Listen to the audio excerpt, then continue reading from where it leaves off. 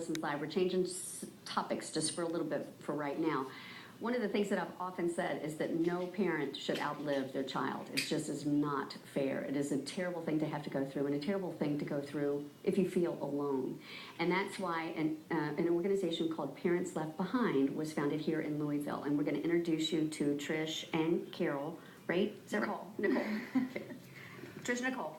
Because you guys decided that you were going to get this group together because you share the same loss. You both lost a son. You lost a son? I lost a son. And you I lost twin boys. sons. Oh my gosh. This was 5 years ago. So we, over the last 5 years, have been each other's support group, and we've came now to the point where we wanted to help others and parents who have lost children of all ages, not just infants, but during pregnancy, early childhood, or even adult children that they have lost. We want to be there for all parents. Does it make a difference that it was 5 years ago? Do you still wake up every morning and think? No.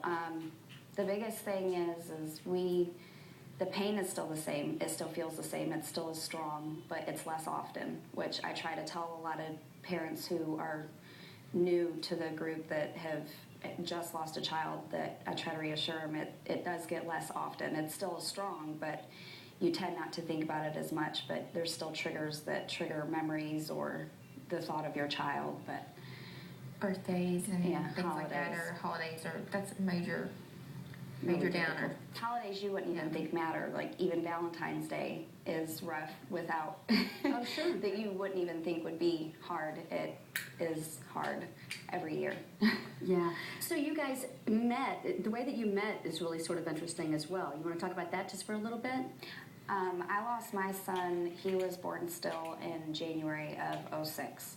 And 5 months. So 5 or 6 months after he had passed away. Yeah, I had went to the cemetery to visit my son, which was a frequent thing soon after the loss, and saw that her sons had just been buried. And so I actually went on to, there's an online obituary called legacy.com. I'm not sure if that's still up and running, but that's how I saw her story. And I actually went on the boys' guest book, and I signed and told her, whenever you get a chance or when you feel strong enough, I'm here, please contact me. So that's actually how we had met, and she finally contacted me, and for 5 years now we've been each other's support buddies every day. We're calling holidays. Yeah. Like John Thomas's past birthday in January, she showed up at my house and was like, okay, I'm here, and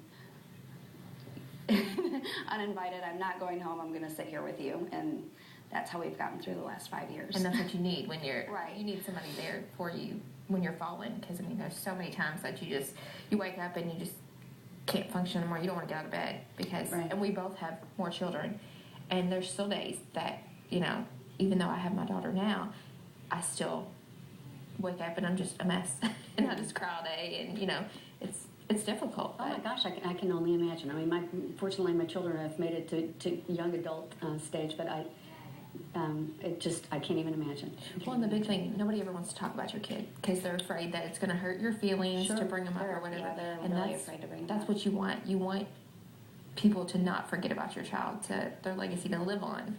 And people are just, it's kind of like you have so much support in the first month or so, and then everybody's gone, and they're gone. Nobody wants to talk about it anymore. Nobody wants to do anything. They're scared. They don't want to hurt you or bring up something that hurts, but a lot of us, we would rather talk about our children and hurt than to not talk about our children at all. And we want to hear their names. We want to, on holidays, hear people say, I'm so sorry that your son's not with you this holiday, and I am thinking of you. And we started the group to give people a place to go for support, to know that it's okay to talk about their children. It's not something that can be swept under the rug that they only have to do at home.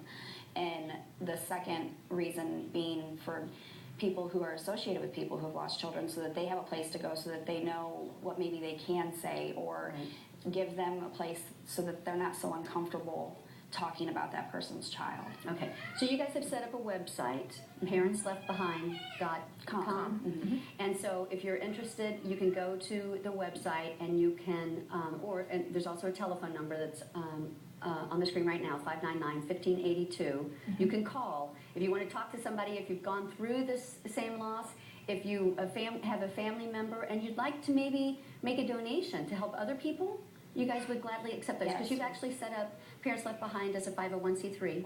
We're actually working on our 501c3 right now, and that paperwork isn't all completely finalized, but we are because we eventually want to help with some funeral costs and just different things for different people, and we are trying to make a book of stories if people want to donate their stories to give to people like when they lose, so that they know that they're not alone and they can read somebody else's story and then relate to someone's story. One of the things that really helped Trish and I after we lost our children was to read other people's stories and know that what they're feeling is completely normal, because you feel so alone and you have all these thoughts, am I supposed to be feeling this, or is this normal, or we just want people to know that it is normal to feel this way. It's normal to have the feelings you're having, and there's no right way to grieve.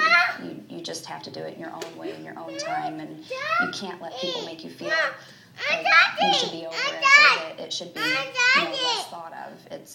You have to do it in your own way, and every parent has their own way of dealing with it. And so we think those stories would really help out other people if we could get in touch with funeral homes or hospitals.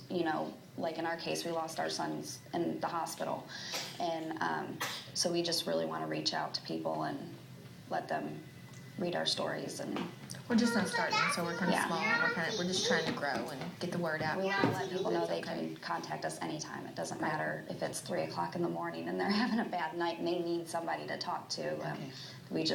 We're here all the time.